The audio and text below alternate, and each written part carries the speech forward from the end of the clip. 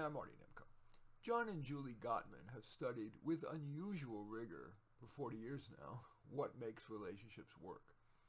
Their discoveries are summarized in the book 8 Dates. Those 8 dates refers to regularly scheduled meetings in which the couple talks respectfully about the big issues: trust, conflict, sex, money, family, adventure, spirituality, and dreams.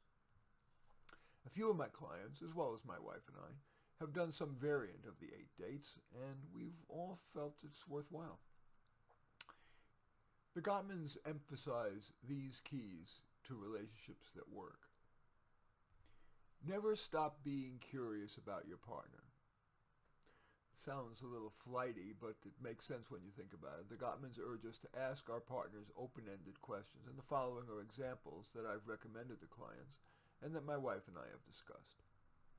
Tell me a story about you, now or in your past.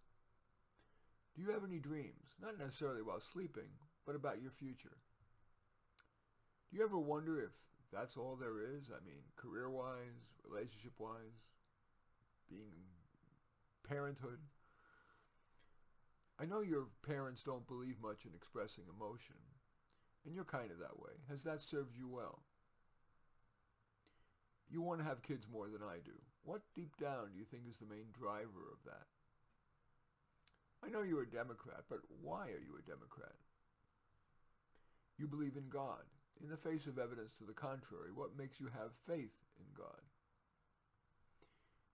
How are you feeling about your substance use? Or you could ask something quite general, for example, simply, how are you feeling? Another of Gottman's nuggets, the Gottman's nuggets, is conflict is inevitable.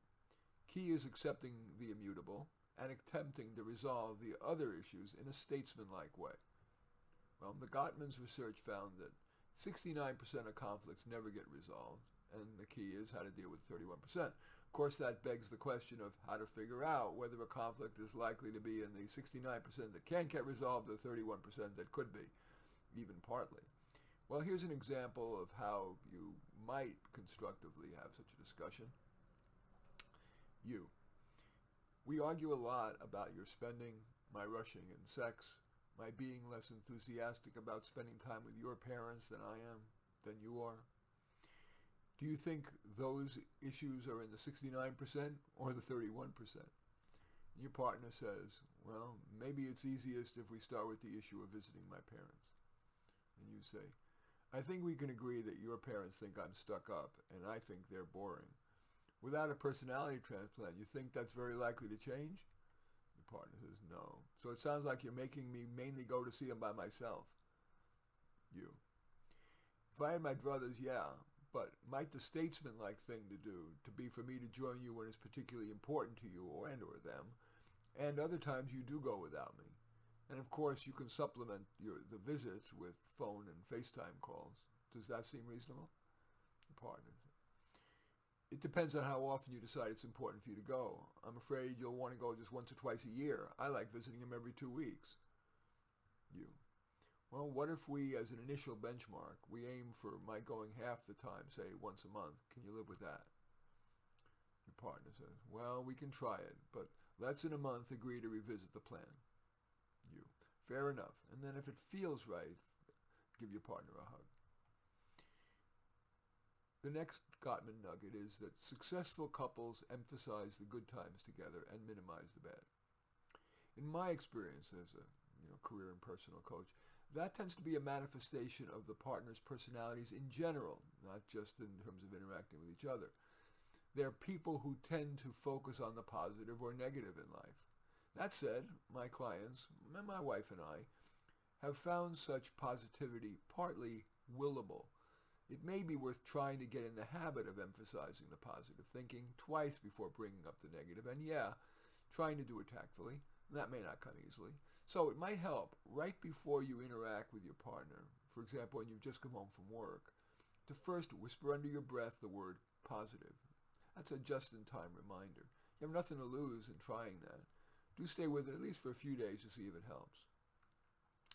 And the final tip that the Gottmans emphasize is to avoid judgment. But For me, at least in my judgment, that seems too extreme. Judgment, discernment, is central to rational decision-making. Rather than aiming to avoid judgment, I tell my clients and remind myself to default to not judging, and when it is wise to express judgment, again, to try to do it tactfully. I'm not always successful at it. Anyway, the takeaway? The longer I've worked with clients, the more I believe that the benefits of simplicity, even at the risk of reductionism, outweigh the benefits of comprehensiveness. With that as the undergirding pedagogical principle, I believe we can reasonably reduce the Gottmans mountains of wise advice to just this: emphasize the positive and formally meet regularly to identify baby steps forward. In any event, I do thank you for watching. I'm Marty Nemko.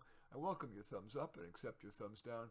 I always look forward to your comments and especially like it if you hit the share button below. Share on your social media so that my efforts can have broader impact. And I am flattered if you choose to subscribe to my channel. In any event, I do thank you for watching. I am Marty Nemko.